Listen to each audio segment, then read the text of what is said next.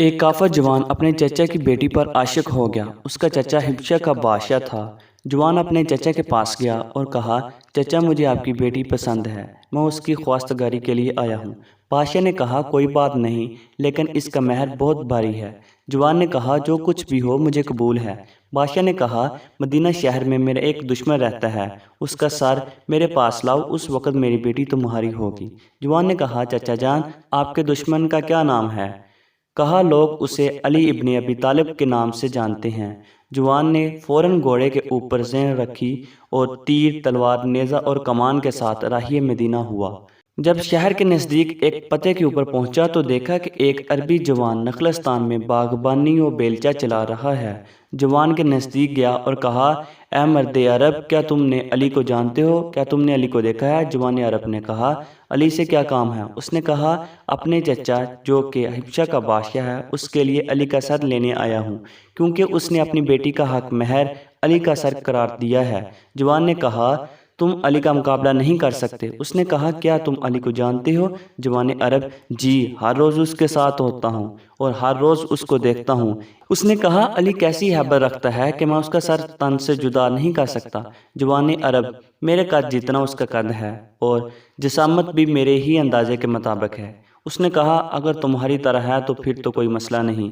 مرد عرب نے کہا، پہلے تم مجھے شکست دو، پھر میں تم کو علی کا پتہ بتاؤں گا۔ شمشیر و تیر و کمان سنان، کہا، آمادہ ہو جاؤ۔ جوان اونچی آواز میں ہنسا اور کہا، کیا تم اس بیلچے سے مجھے شکست دو گے؟ بس تیار ہو جاؤ۔ شمشیر کو نیام سے نکالا، پھر پوچھا کہ تمہارا نام کیا ہے؟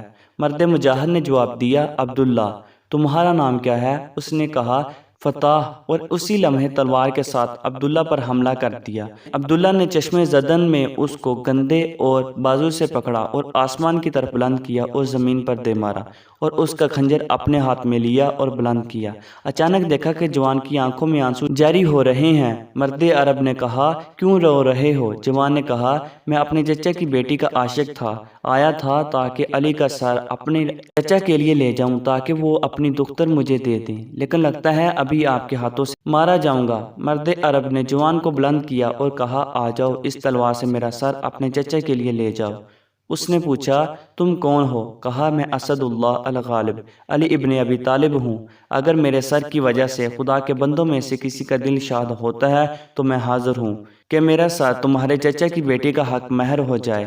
جوان زور زور سے رونے لگا اور آپ رضی اللہ تعالیٰ عنہ کے قدموں میں گر پڑا اور کہا، میں چاہتا ہوں کہ آج سے آپ کا غلام بن جاؤں۔ اسی طرح فتح بنام کمبر علی ابن ابی طالب کا غلام بن گیا۔ تو کیسی لگی آپ کو یہ ویڈیو؟ اگر ویڈیو اچھی لگے تو لائک اور سبسکرائب کے بٹن کو پریس کر دیں۔